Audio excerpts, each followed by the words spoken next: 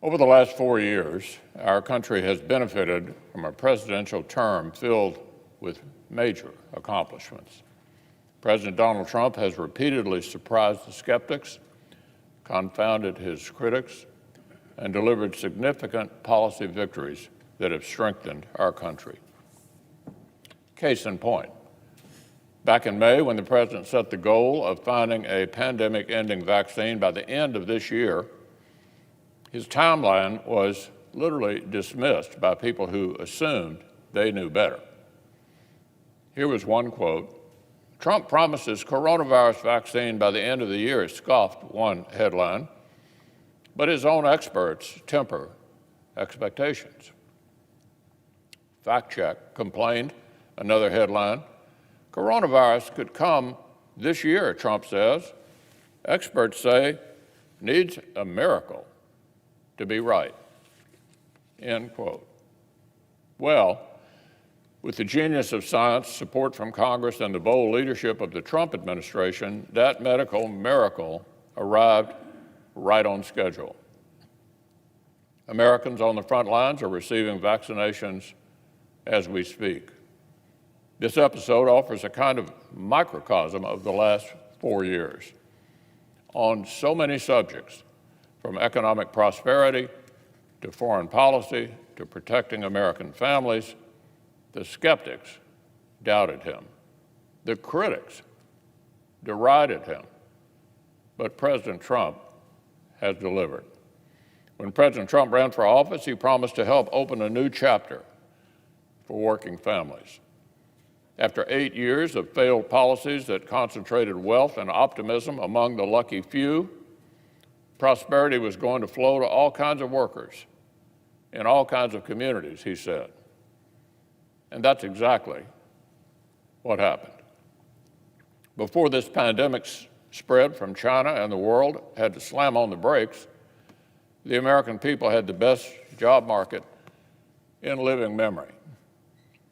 With help from the policies of President Trump and Republicans in Congress, American workers dynamited the stagnation that experts had said was the new normal. Unemployment hit a 50-year low. Capital markets hit record highs.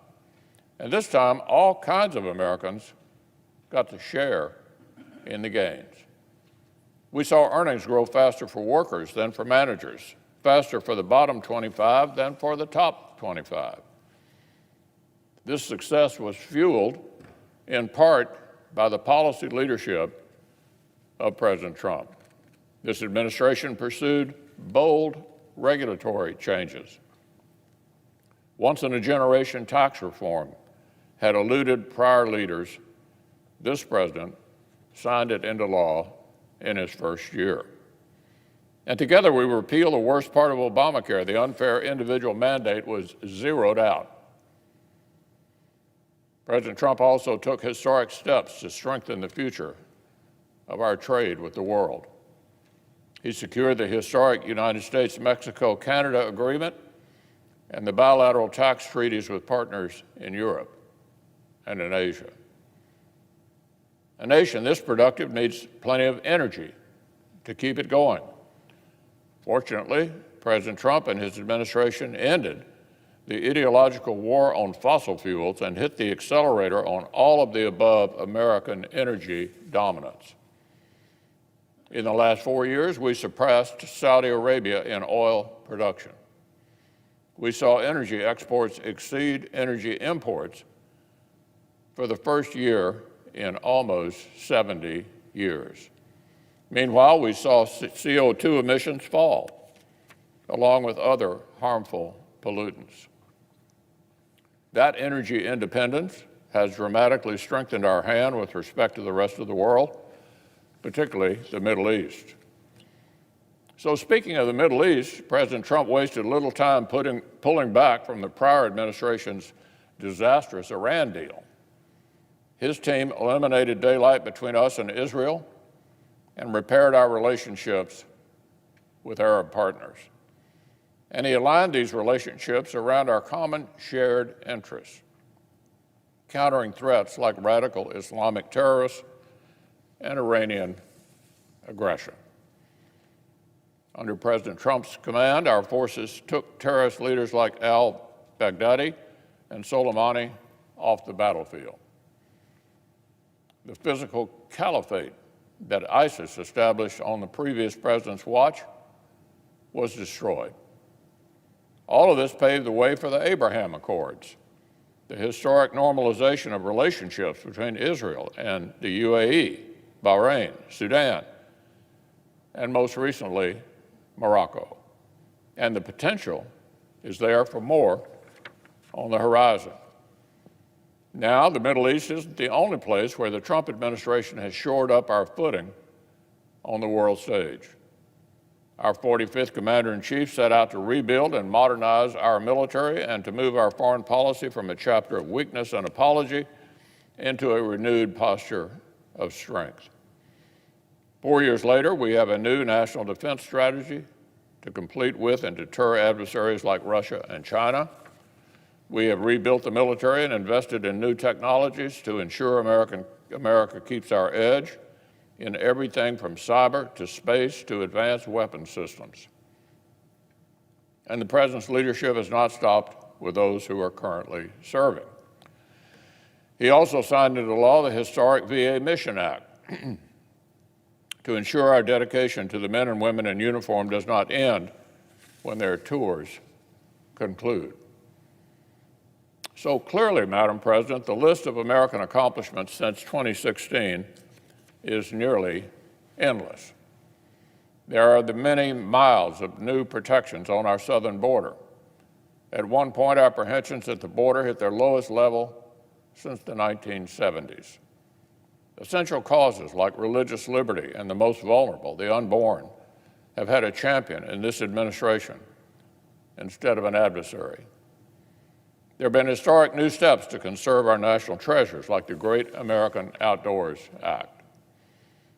And perhaps most important of all, President Trump nominated and this Senate confirmed 3 outstanding Supreme Court justices, along with more than 220 more Article III federal judges.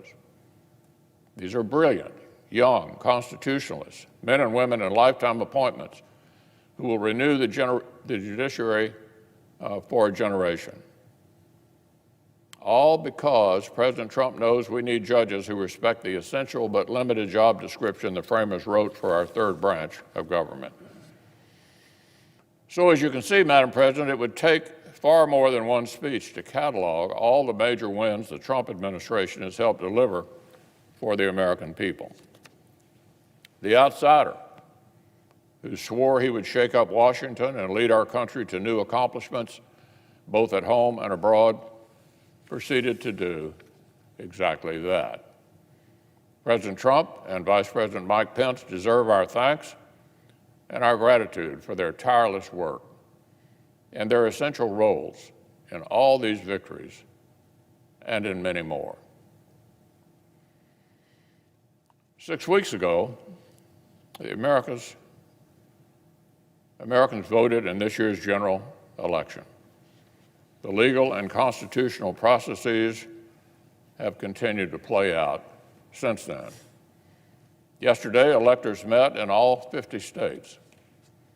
So as of this morning, our country has officially a president-elect and a vice president-elect. Many millions of us had hoped the presidential election would yield a different result. But our system of government has processes to determine who will be sworn in on January the 20th. The Electoral College has spoken. So today I want to congratulate President-elect Joe Biden. The President-elect is no stranger to the Senate. He's devoted himself to public service for many years. I also want to congratulate the Vice President-elect, our colleague from California, Senator Harris. Beyond our differences, all Americans can take pride that our nation has a female Vice President-elect for the very first time.